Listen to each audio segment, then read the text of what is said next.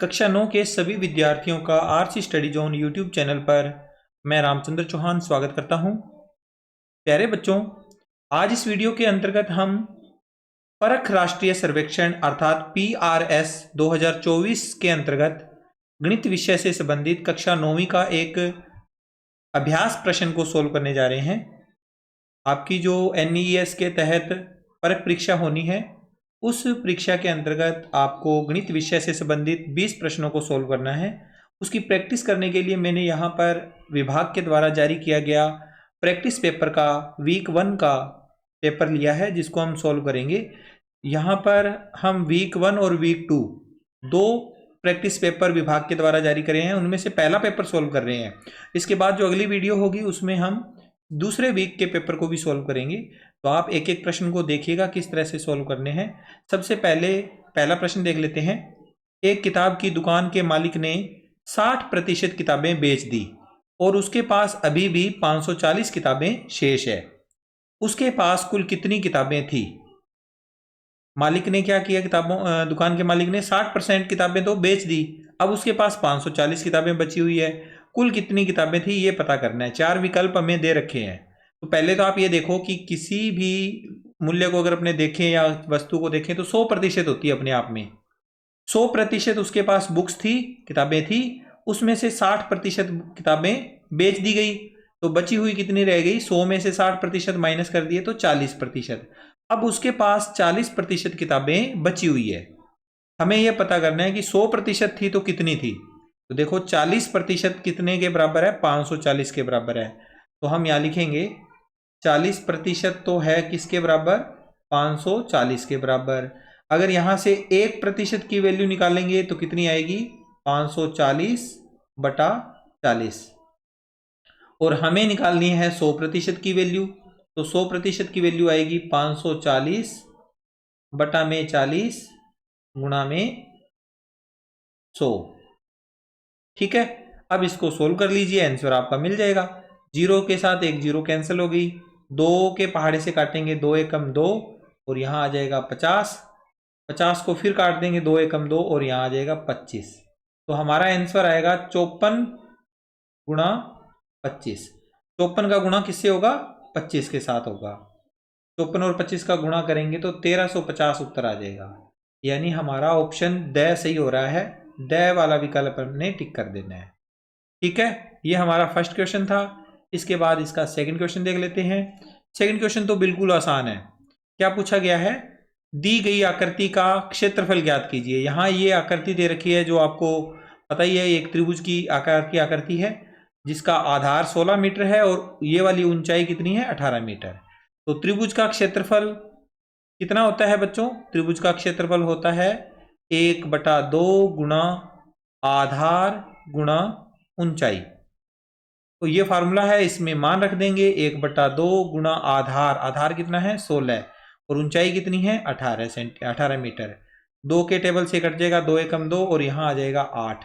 तो हमारा आंसर आ जाएगा 8 गुणा 18, गुणा करेंगे तो 144 मीटर स्क्वायर या वर्ग मीटर इसका आंसर होगा।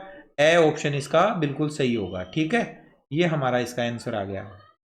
इस तरह से ये दूसरा क्वेश्चन करना था। अब इसके बाद इसका थर्ड क्वेश्चन, जिसमें हमें दिया हुआ है दी गई आकृति में कोण AOD का माप ज्ञात कीजिए। कोण AOD, इस वाले कोण की वैल्यू हमने पता करनी है। ये वाला कोण कितने डिग्री का है? तो बच्चों आप एक चीज ध्यान से देखिए, ये AC और BD ये दोनों क्या है? विकर्ण है इस चतुर्भुज के। तो यहां जो भी कोण बनेगा वो कोण इस कोण के बराबर होगा, क्योंकि ये शीर्षाभिमुख कोण है। शीर्षाभिमुख कोण बराबर होते हैं। जितना कोण यहां होगा उतना ही कोण ऊपर वाला AOD होगा। इस कोण को हम ज्ञात कर सकते हैं कैसे? त्रिभुज BOC, ये वाला एक त्रिभुज है। इस त्रिभुज के तीनों कोणों का योग कितना होगा? 180 डिग्री। तो डायरेक्ट हम देख सकते हैं, अगर ये 30 डिग्री का कोण है, दूसरा कोण भी 30 डिग्री का है, तो 30 और 30 60। ये दोनों कोण 60 डिग्री के हो गए। 60 डिग्री है तो इसका मतलब बाकी बचा हुआ कोण कितना रह गया? 120 डिग्री। तभी तो इनका जोड़ 180 डिग्री बनेगा ना। 120 + 30 और +30 180 डिग्री। अगर ये कोण 120 है तो इसका मतलब ये कोण भी 120 हो गया। तो ऑप्शन ब सही हो गया। कैलकुलेशन करके देखने की जरूरत नहीं पड़ी, हम आराम से इस आंसर बता पाए। आगे बढ़ते हैं। इसके बाद अगला क्वेश्चन है क्वेश्चन नंबर चौथा। एक संख्या को 8 में जोड़ा जाता है और फिर परिणाम को 5 से गुणा किया जाता है। यदि अंतिम उत्तर 70 है तो मूल संख्या ज्ञात कीजिए। इस क्वेश्चन को सोल्व करने के हमारे पास दो मेथड हैं।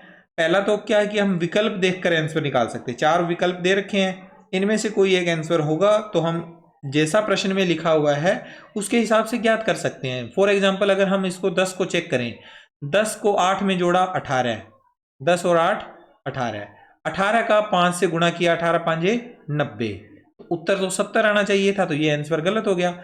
दूसरा अगर हम 14 को देखें, 14 में 8 जोड़ दिए, संख्या में यह लिखा ना एक संख्या को 8 में जोड़ा जाता है, तो संख्या को 8 में जोड़ दिया, 14 और 8 22, 22 का 5 से गुणा किया तो 22 5 110 होता है, आंसर 70 नहीं आया, इसका मतलब ये आंसर भी नहीं है।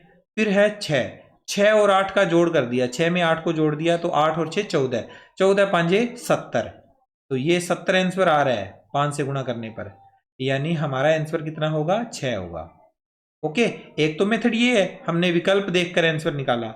दूसरा तरीका भी है, इसमें हम क्या करेंगे, संख्या को x मान लेंगे और इस x के साथ हम गुणा कर देंगे 8 का, x प्लस 8, और इस पूरे का गुणा कर देंगे, ये परिणाम बन गया ना x प्लस 8, इसका पूरे का गुणा कर देंगे 5 के साथ, तो उत्तर कितना आएगा 70।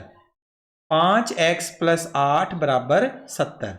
इसे थोड़ा और सोल्व करेंगे तो 5 का अंदर गुणा किया, 5x प्लस 5 का गुणा 8 से करेंगे 40 बराबर में 70।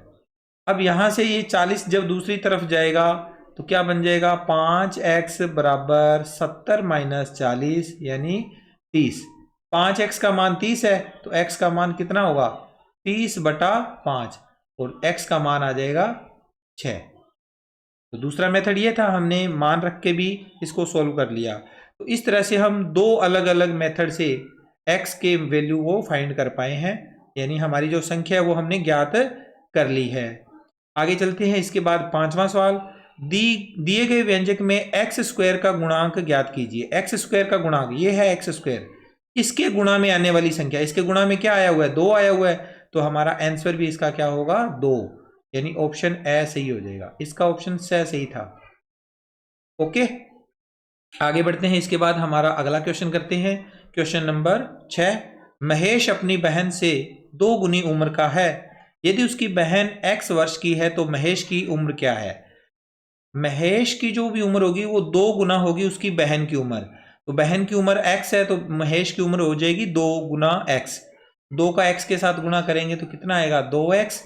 तो ऑप्शन में देखिए 2x लिखा हुआ है, ऑप्शन ए 2x वर्ष, ए ऑप्शन इसका बिल्कुल सही ऑप्शन हो गया। ओके, आसान सा क्वेश्चन था, आपने आराम से इसको देख लिया होगा सोल्व इसका कैसे करना था। आगे 7वां क्वेश्चन थोड़ा सा टिपिकल सा लग रहा होगा आपको। सबसे छोटी परिमेय संख्या कौन सी है। यहाँ सारी संख्याएं परिमेय संख्याएं हैं, हमने सबसे छोटी वाली संख्या को बताना है। तो पहले तो ये देखो माइनस लगा हुआ है सभी में, इसका मतलब माइनस में है सारी संख्याएं, ऋणात्मक संख्याएं हैं। और ऋणात्मक संख्या में आपको ये देखना है कि वैल्यू सबसे ज्यादा किसकी है। जो संख्या दिखने में बड़ी होती है ना वो संख्या छोटी होती है। जैसे माइनस का 15 और माइनस का 35, इन दोनों में से बड़ी संख्या कौन सी होगी, ये वाली संख्या। छोटी संख्या कौन सी होगी, ये वाली माइनस के 35। तो याद रखना, माइनस लगा हुआ है किसी संख्या के ऊपर तो जो दिखने में बड़ी है, जैसे 35 दिखने में बड़ा है लेकिन माइनस लगा हुआ है इसके आगे, तो ये छोटी संख्या है। और 15 दिखने में छोटा था लेकिन ये संख्या बड़ी थी। अब सेम प्रोसेस इसमें देखना है। तो पहली बात आप ये देखो कि सबसे छोटी संख्या निकालने के लिए दिखने में बड़ी संख्या कौन सी है, या यूं करेंगे इनकी वैल्यू को देखें। तो अगर हम 9/5, 9 में 5 का भाग दे दें तो लगभग हमारा उत्तर आएगा माइनस में, इसका आंसर निकालेंगे तो माइनस में आएगा 1.8। ठीक है, माइनस में आ जाएगा। इसकी वैल्यू देखें, माइनस का 4/5 है तो इसका उत्तर आएगा माइनस का 0.8 है। 5/9 के आगे भी माइनस लगा हुआ है, अगर इसको सोल्व करेंगे तो माइनस में आएगा 0.5 और 5, 0.55। 9/8 माइनस का है तो इसका आंसर आएगा माइनस में 1.12 लगभग लगभग ये आंसर आएंगे। तो सबसे बड़ी संख्या इसमें कौन सी होएगी? जो सबसे छोटी दिख रही है ये वाली संख्या सबसे बड़ी है, ठीक है। और सबसे छोटी संख्या कौन सी होगी? ये 1.8 सबसे बड़ा है, लेकिन इसके आगे माइनस लगा हुआ है, तो ये सबसे छोटी संख्या है। ए ऑप्शन इसका सही हो गया, ठीक है। ये ए ऑप्शन इसका बिल्कुल सही ऑप्शन है। यहां तक के क्वेश्चंस आपको समझ में आए होंगे। अब आगे चलते हैं, इसके बाद अगला क्वेश्चन देखते हैं। हमारे पास क्वेश्चन नंबर नेक्स्ट दिया हुआ है, क्वेश्चन नंबर 8, जिसमें पूछा गया है दी गई आकृति में छायांकित क्षेत्र का प्रतिशत ज्ञात कीजिए। प्रतिशत ज्ञात करना है। ये वाली एक बॉक्स बना हुआ है, इसके अंदर अलग अलग छायांकित भाग यहां पर दिख रहे होंगे आपको। इन छायांकित भागों का हमने प्रतिशत निकालना है। तो पहले तो आप ये देखो छायांकित भाग कितने हैं, 1 2 3 4 5 6 7 8 9 10 11। 11 बॉक्स ऐसे हैं जो छायांकित किए हुए हैं। टोटल कितने हैं? टोटल देखिए 1 2 3 4 5 6 7 8 9 10 11। 11 ये हैं और 11 ही ऊपर वाले हैं, तो टोटल कितने हैं? 22। 11/22 छायांकित भाग कितना है? 11/22। और गुणा करेंगे, क्योंकि हमने प्रतिशत निकालना है तो गुणा में लिख देंगे 100%। किसी भी संख्या का प्रतिशत निकालते हैं तो गुणा में 100% लगाना होता है। अब 11 और 22 11 के पाड़े से कटेंगे, 11 एकम 11, 11 दूना 22, 2 आ गया। और 100 एकम 100, 100/2% बन गया। 100/2 यानी 50% इसका उत्तर आएगा। और हमारा ऑप्शन ब इसमें सही हो रहा है। ब ऑप्शन को टिक करना है। ओएमआर शीट में इनके आंसर भरने आपने, तो ओएमआर शीट आपको अलग से दी जाएगी, उसके अंदर आप इनको आंसर लिखोगे। आगे है क्वेश्चन नंबर 9, निम्नलिखित पैटर्न को पूरा करें। हमारे पास संख्या दे रखी है 21 + 23 + 25 + 27 + 29 और बराबर में आगे क्वेश्चन मार्क। क्वेश्चन मार्क दे रखा है, यानी हमने इन संख्याओं का जोड़ करके आंसर निकालना है और इन चारों ऑप्शंस में से देखना है कि कौन सा ऑप्शन सही हो रहा है। इनका जोड़ करना है हमने। तो जोड़ कैसे करेंगे? आप देखो जोड़ करके इसका इकाई अंक देखो, 1 1 और 3 4, 4 और 5 9, 9 7 16, 16 और 9 25, 25 का लग गया 5, हासिल 2, 2 2 2 4, 2 6, 2 8 और 2 10 और 2 वो हासिल थी, 125 आ गया। 10 2 12, 125 आंसर आ गया। लेकिन यहाँ ऑप्शन में 125 नहीं दिया हुआ। हमें 3 की घात 3, 4 की घात 3, 5 की घात 3, 6 की घात 3 ऐसे लिखे हुए मिले हैं। तो अगर हम इनकी वैल्यू निकालेंगे तो देखिए 3 की घात 3, 3 का घनफल 27 होता है, 4 का घनफल 64 होता है, 5 का घनफल 125 होता है और 6 का घनफल 216 होता है। घनफल आपको पता ही होगा, 3 का घनफल निकालना है तो 3 × 3 × 3, 3 बार गुणा करते हैं तो आंसर 27 आ जाता है। 4 का घनफल 4 × 4 × 4, ये 64 आ जाएगा। 5 का घनफल 5 का 3 बार गुणा करेंगे तो ये कितना आ जाएगा? 125 आ जाएगा। 6 का गुणा 3 बार करेंगे तो ये भी आ जाएगा 216। तो हमें तो 125 चाहिए, स ऑप्शन में दिया हुआ है, तो इसका स ऑप्शन सही कर देना है आपने। आगे सवाल नंबर 10, यदि p का मान -3 है तो दिए गए व्यंजक का मान ज्ञात कीजिए। p की वैल्यू हमें दे रखी है, हमें बताना है इस पूरे की वैल्यू को बताना है कि कितना आएगा। तो हमें दे रखा है 5 और आगे फिर है p की पावर 3, तो p की जगह पर लिख देंगे -3 और इस पूरे की पावर 3, फिर -p, p की पावर 2 तो -3 की पावर 2, फिर प्लस में 8p, p की जगह पर -3 और प्लस में फिर 1। इनका गुणा करेंगे सोल्व करके, 3 की पावर -3 माइनस के 27 हो जाएंगे, 5 × -27, फिर माइनस 3 की पावर 2 है तो 3 की पावर 2 करेंगे तो -3 की पावर 2 करेंगे तो प्लस का 9 आएगा, प्लस माइनस माइनस, ये प्लस माइनस माइनस यहाँ 24 और लास्ट में प्लस का 1, प्लस का 1 नहीं था सॉरी, यहाँ माइनस का 1 है, ये माइनस का 1 है, यहाँ -1 लिख देते हैं। ठीक है, अब इसको सोल्व करते हैं। 27 5 135 यानी माइनस के 135, 9 माइनस का ही 24 और माइनस का ही 1, सारी वैल्यू माइनस किया तो सारे जुड़ जाएंगे। 135 और 9 144, 144 और 24 168, 168 और 1 169, 169 इसका आंसर, द ऑप्शन इसका सही हो गया, माइनस में 169। ठीक है, चलिए इसके बाद अगला क्वेश्चन करते हैं। क्वेश्चन नंबर 11, एक चतुर्भुज में पहले कोण का माप दूसरे कोण के माप का 4 गुना है। यदि इन दोनों कोणों के मापों का योग 180 डिग्री है तो प्रत्येक कोण का माप ज्ञात कीजिए। तो दोनों कोणों को अपने आपस में संबंध दिया हुआ है तो उसके आधार पे पता कर सकते हैं। तो देखिए, एक कोण अगर हम मान लें कि दूसरा कोण अगर x है तो पहला कोण कितना हो जाएगा 4x। पहले कोण का माप दूसरे कोण के माप का 4 गुना है, तो पहला कोण हमने ज्ञात करना है। पहला हम दूसरा कोण को मान लेते हैं x है। x और 4x दोनों का जोड़ हो जाएगा कितना 180 डिग्री। x प्लस 4x बराबर 180 डिग्री। तो x और 4x हो जाएगा 5x। 5x की वैल्यू आ गई 180 डिग्री, तो x की वैल्यू कितनी आएगी 180 डिग्री बटा में 5 कितना आ जाएगा 36 डिग्री। तो पहला कोण कितना आ गया 36 डिग्री। और एक और कोण, ये दूसरा कोण आया सॉरी, तो पहला कोण इसका 4 गुना होगा, 4 गुना 36 डिग्री बराबर 144 डिग्री। ऐसे हम कोण ज्ञात कर सकते हैं।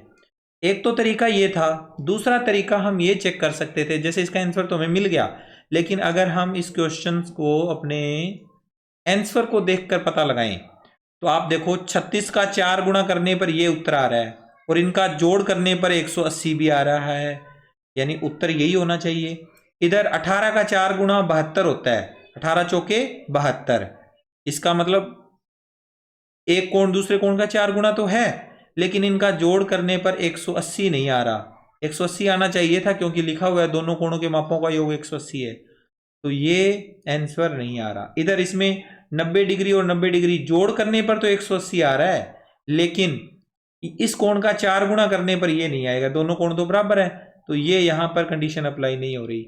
इसमें 40 और 140 का जोड़ 180 आ रहा है, लेकिन 40 का 4 गुना करेंगे तो ये 160 बनना चाहिए था, यहाँ पर 160 तो नहीं है, ये भी नहीं सही है। तो तीन जो विकल्प थे वो तीनों ही गलत हैं, तो चौथा जो पहला विकल्प है ये हमारा सही विकल्प हो गया। हम ऐसे भी चेक कर सकते थे इसमें विकल्प को देखते हुए। ओके, ये हमारा क्वेश्चन ऑप्शन ए सही हो गया। आगे है क्वेश्चन नंबर 12। निम्नलिखित व्यंजक z के किस मान के लिए बराबर हो जाएंगे। ये दो व्यंजक दे रखे हैं, z का ऐसा कौन सा मान है जिसके लिए ये दोनों बराबर हो जाएंगे।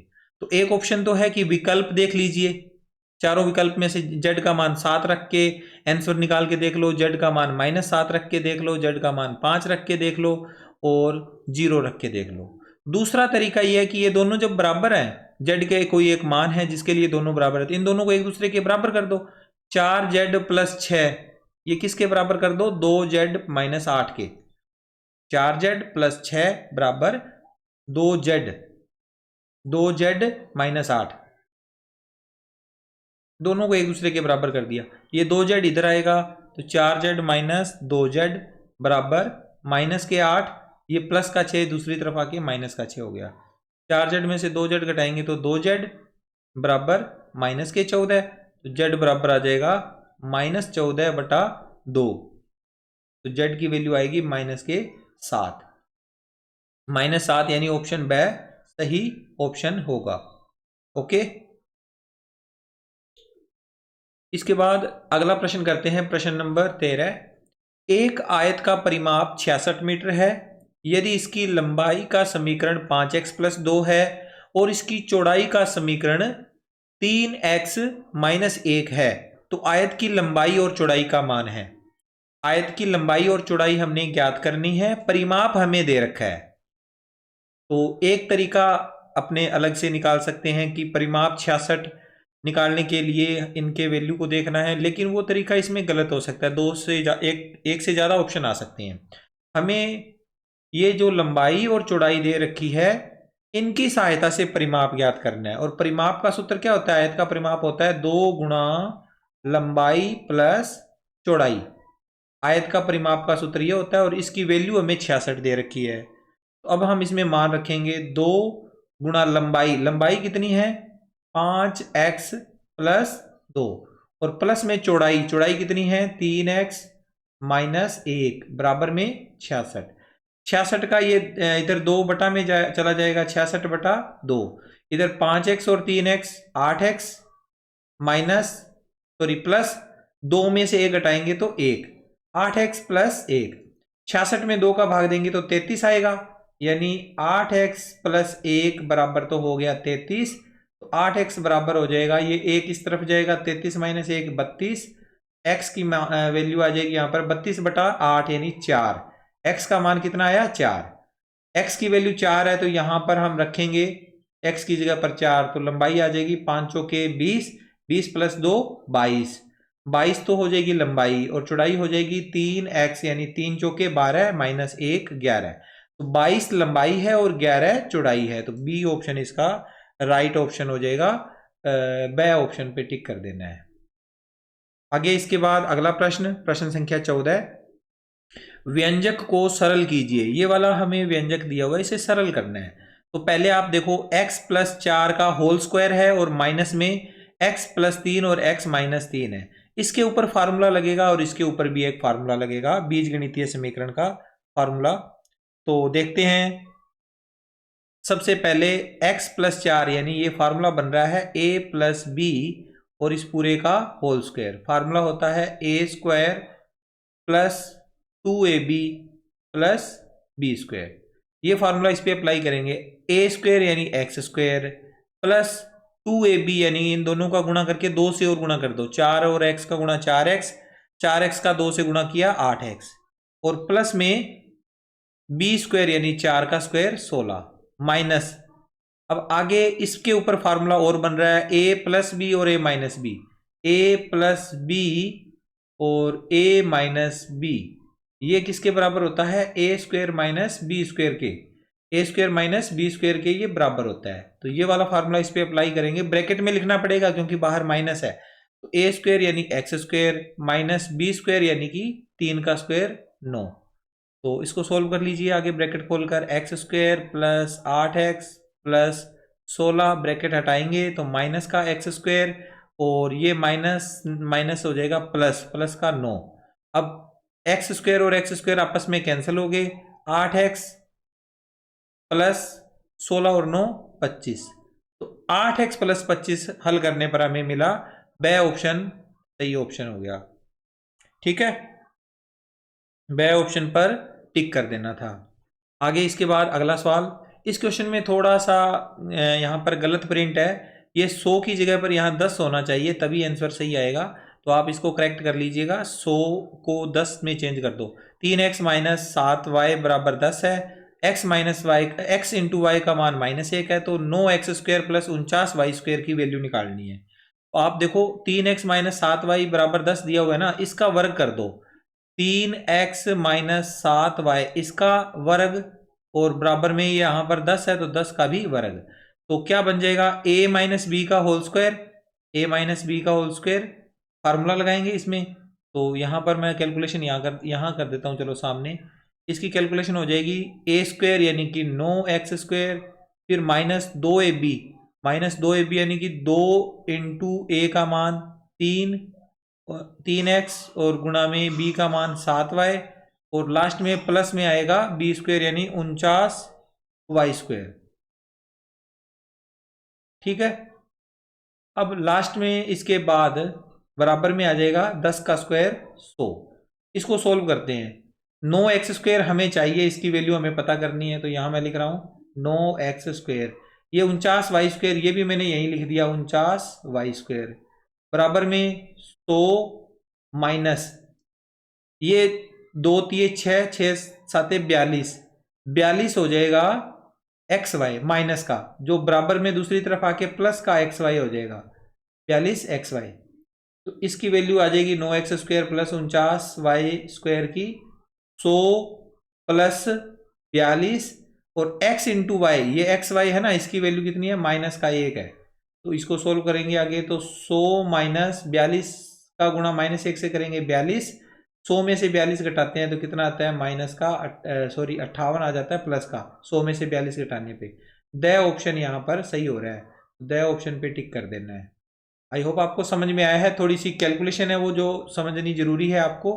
वीडियो अच्छी लग रही है तो आप इसे लाइक कर सकते हैं, शेयर कर सकते हैं दोस्तों के साथ। आगे इसके बाद इसके 5 क्वेश्चन और रह गए हैं, जल्दी जल्दी उन्हें सोल्व कर लेते हैं। ये वाला क्वेश्चन देखो, दिखाए गए एक समांतर चतुर्भुज में कोण JML का माप बताना है, JML, इस वाले कोण की माप हमें बतानी है। ओके, इस कोण को ज्ञात करना है कि ये कोण कितने डिग्री का है। 4 ऑप्शन दिए हुए हैं। पहले तो आप ये देखो, ये कोण और ये कोण, इन दोनों का योग या इन दोनों का योग सॉरी इनका जो कैलकुलेशन है वो देखो, ये समांतर चतुर्भुज के सम्मुख कोण है और सम्मुख कोण क्या होते हैं, बराबर होते हैं, यानी ये दोनों कोण एक दूसरे के बराबर है। तो 3x माइनस 10 डिग्री, ये सारा डिग्री में है, बराबर में इसके आएगा 2x प्लस 30। तो सोल्व कर लो, इसके यहाँ डिग्री लगा देते हैं, ठीक है। x वाली वैल्यू एक तरफ जाएगी, 3x माइनस 2x बराबर 30 डिग्री, ये माइनस का 10 डिग्री इधर आके प्लस का 10 डिग्री, 3x में से 2x माइनस करे 1x बच गया, 30 डिग्री और 10 डिग्री 40 डिग्री, 40 डिग्री आ गया x का मान। इस x की वैल्यू के आधार पे हम ये वाला कोण ज्ञात करेंगे।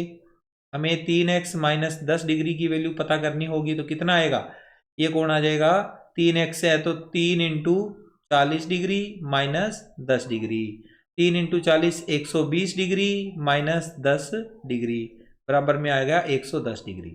ये कोण कितना हो गया, 110 डिग्री हो गया। अब आप देखिए, किसी भी समांतर चतुर्भुज के दो आसन कोण होते हैं तो दोनों का योग 180 डिग्री होता है। इस कोण का और इस कोण का जो योग होगा वो 180 डिग्री होगा। तो अगर ये 110 डिग्री है तो ये कितना हो जाएगा, 70 डिग्री। तो कैलकुलेशन कर लेना है, अगर आप करना चाहो तो इन दोनों, इसको कोई कोण मान लो, P मान लो या M मान लो, और उसका और इसका जोड़ करके बराबर में समीकरण बना के भी सोल्व कर सकते हो, या आप डायरेक्ट पता कर सकते हो कि अगर ये 110 है तो ये 70 ऑटोमेटिक हो जाएगा। ए ऑप्शन इसका सही ऑप्शन। आगे 17वां क्वेश्चन करते हैं। इसके बाद 17वें क्वेश्चन में हमें दिया हुआ है, नीचे दिया गया ग्राफ एक नाटक में प्रतिभागियों की आयु को दर्शाता है। कितने प्रतिभागी 25 वर्ष से कम आयु के हैं। 25 वर्ष से कम आयु वाले बताने हैं। तो इसमें देखिए आप, ये एज ग्रुप है यहाँ पर 15, 20, 25, 30, 35 और 40, और यहाँ पर प्रतिभागियों के संख्या दे रखी है, number of participants of a play. 25 से कम वाले बताने हैं। 25 यहाँ लिखा हुआ है, ये रहा 25। इससे कम यानी इससे पहले वाले 25 से कम 20 और 15 वाले, ये सारे मान, ये यहाँ तक की वैल्यू। इनमें देखो, ये जो हमारे पास ग्राफ बना हुआ है ये कितने हैं, यहाँ पर 2 विद्यार्थियों का बना हुआ है, और ये वाला कितने का है, 6 विद्यार्थियों का। तो 6 और 2 8, 8 विद्यार्थी ऐसे हैं जो कि 25 से कम आयु वाले हैं। तो बे ऑप्शन इसका भी सही हो रहा है, बे ऑप्शन पे आप टिक कर दीजिए, बिल्कुल सही ऑप्शन होगा ये। आगे अगला सवाल है, इसमें पाई चार्ट से रिलेटेड है। दिखाए गए वृत्त आलेख में एक कार्यालय के कर्मचारियों द्वारा उपयोग किए जाने वाले परिवहन के साधन को निर्धारित करने के लिए डेटा एकत्रित किया गया था। यदि 66 लोग बस से यात्रा करते हैं तो कितने अधिकारी कर्मचारी कार की तुलना में मेट्रो से यात्रा पसंद करते हैं। तो पहले देखो, बस से यात्रा करने वाले कितने हैं, 11%। तो 11% किसके बराबर है, 66 के बराबर है। ये चीज पता लगी, 11% और 66 एक दूसरे के बराबर है। अब आगे है, तो कितने अधिक कर्मचारी कार की तुलना में मेट्रो से यात्रा करते हैं। ऐसे कितने कर्मचारी है जो कार की तुलना में मेट्रो से ज्यादा यात्रा करते हैं। कार वाले कितने हैं, 21, मेट्रो वाले कितने हैं, 46। 21% और 46% में अंतर कितने का है, 25% का। 25% का, देखो 46 में से 21% घटाएंगे तो 25%। तो 11% की वैल्यू तो है 66, हमें 25% की वैल्यू पता करनी है। तो 11 की है वैल्यू हमें दी रखी हुई है 66, 25 की कितनी आएगी, तो उसके लिए पहले हम 1% की वैल्यू निकालेंगे। 1%, या डिग्री लगा दिया मैंने, 1% की वैल्यू निकालनी है। तो 1% की वैल्यू निकालने के लिए 66 में 11 का भाग देना पड़ेगा। तो यहां से 11 छिके 66 होता है, यानी 6 आ जाएगा। 25% की वैल्यू निकालनी है तो 6 गुणा 25, 6 गुणा 25, 1% की वैल्यू तो 6 है, तो 25% की वैल्यू कितनी हो जाएगी, 6 गुणा 25, 150। 150 ऐसे कर्मचारी हैं जो कार की तुलना में मेट्रो से सफर अधिक करते हैं। तो द ऑप्शन इसका सही है। आगे है अगला सवाल, क्वेश्चन नंबर 19, जिसमें पूछा गया है, पूर्ण घन प्राप्त करने के लिए 81 को किस सबसे छोटी संख्या से विभाजित किया जाना चाहिए। 81 को ऐसी कौन सी संख्या से डिवाइड कर दें ताकि पूर्ण घन बन जाए। तो 81 के गुणनखंड होते हैं बच्चों 3 गुणा 3 गुणा 3 गुणा 3। अब आप इस संख्या को ऐसे कौन से नंबर से डिवाइड करो ताकि इसमें पूर्ण घन संख्या प्राप्त हो जाए। तो आप देखो, घनफल वाली जो संख्याएं होती है, पूर्ण घन संख्याएं होती है, उसमें क्या होता है किसी भी संख्या के 3 गुणनखंड होते हैं एक जैसे, 1 2 3, 3 तो मिल गए, ये वाला गुणनखंड एक्स्ट्रा में है, इसको यहां नहीं होना चाहिए था, इसको हटाना है। और इसको हटाने का तरीका होगा, इसमें 3 से भाग दे दीजिए, 3 से भाग देने पर ये वाला हट जाएगा, यानी 81 में हमें 3 का भाग देना है, तो ये स ऑप्शन हमारा सही है। आगे इसके बाद अगला सवाल 20वां और अंतिम क्वेश्चन, 20 और 80 के बीच कितनी पूर्ण वर्ग संख्याएं हैं? 20 और 80 के बीच में आने वाली पूर्ण वर्ग संख्याएं बतानी है, 20 से लेकर 80 के बीच वाली। तो आप देखो, सबसे पहले 20 के बाद अगली पूर्ण वर्ग संख्या आती है 25, उसके बाद आता है 36, 36 के बाद आता है 49, 49 के बाद आता है 64, 64 के बाद आती है अगली संख्या 81, 81 तो ज्यादा हो गया, इसका मतलब ये 4 ही संख्याएं ऐसी है जो 20 और 80 के बीच में, 1 2 3 4, तो स ऑप्शन इसका सही है, स ऑप्शन पे टिक कर दो। तो ये था हमारा PRS प्रैक्टिस सेट का पहला वीक का पेपर, जिसमें हमने क्वेश्चन 1 से लेकर 20 तक के कंप्लीट कर लिए। आई होप आपको सभी क्वेश्चन अच्छे से समझ में आए हैं और इस एग्जाम में आपको अच्छे अंक मिलेंगे, ये मेरा मानना है। अगर आप ये वीडियो पूरा देखते हैं तो इसका बेनिफिट आपको जरूर मिलेगा। मिलता हूँ आपसे नेक्स्ट वीडियो में, टेक केयर, बाय बाय।